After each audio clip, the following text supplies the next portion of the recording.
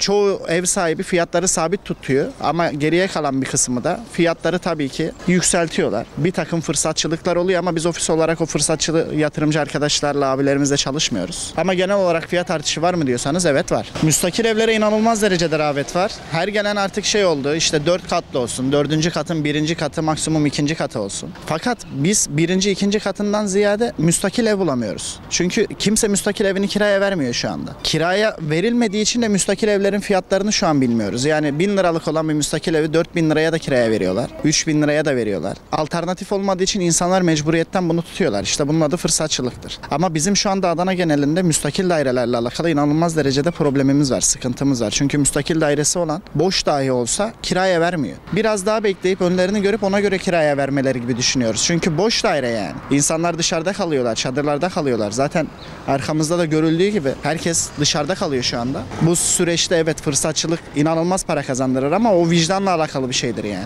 Vicdanını paranın önüne koyuyorsan kazanırsın ama parayı vicdanın önüne koyuyorsan bugün kazanırsın, yarın kaybedersin. %70, %80 ve bazı noktalarda, bazı bölgelerde %100 fiyat zammı var. Depremden önceki fiyatlarda 3000 liralık bir daire ise depremden sonra 5000 lira oluyor, 6000 lira oluyor. Çünkü alternatif yok. Adana'da boş daire yok. Bulduğumuz müstakil daireler bizde 1 saat kalmıyor. Emlakçılar evlerin fiyatlarını belirlemiyorlar. Çünkü emlakçılar mal sahibi değil. Mal sahibi evin fiyatını belirliyor. Emlakçı ona göre çalışma sağlıyor. Krizi fırsata çeviren insanlar var. Samimi, dürüst olan insanlar, fiyatlarını değiştirmeyen insanlar var.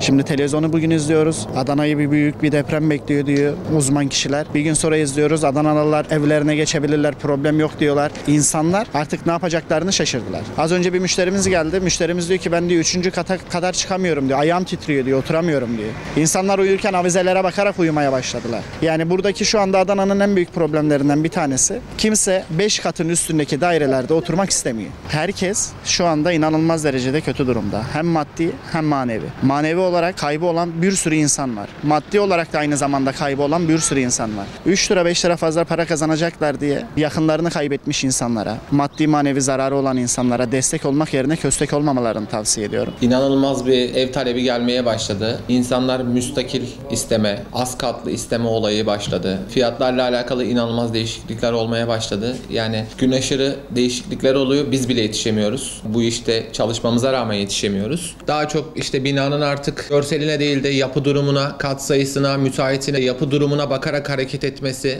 Yani istemezdik tabii böyle bir felaket olmasını ama bu felaketten sonra insanlarımız biraz daha bilinçlendi. Apartmanlardaki kiralık fiyatlarında bulunduğumuz bölgeye göre söylüyorum, fiyatlar düştü. Tam tersi az katlı binalar, müstakil, dubleks tarzı binalarda fiyatlar bu sefer fahiş bir fiyat olmaya başladı. Dengeler çok değişti. İstenilen fiyatın üzerine en az 3 kat eklediler. Yani böyle bir fiyat farklılığı oldu.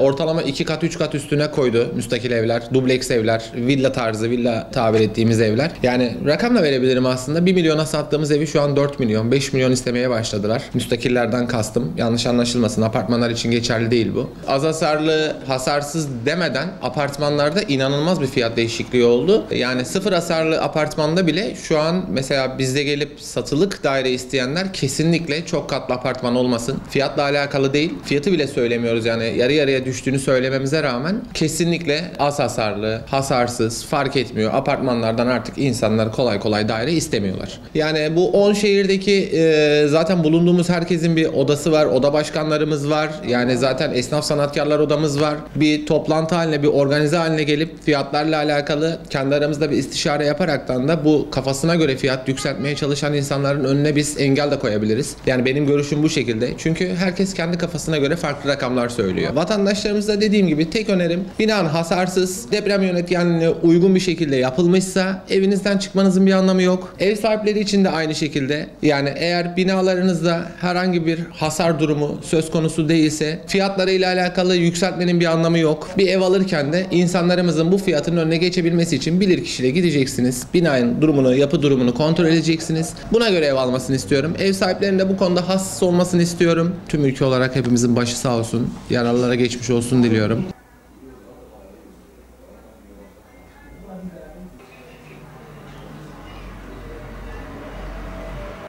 Yeni eviniz hayırlı olsun. Teşekkür ediyorum. Allah güzel günler oturmaya nasip etsin. İnşallah herhangi bir sıkıntı yaşamazsınız.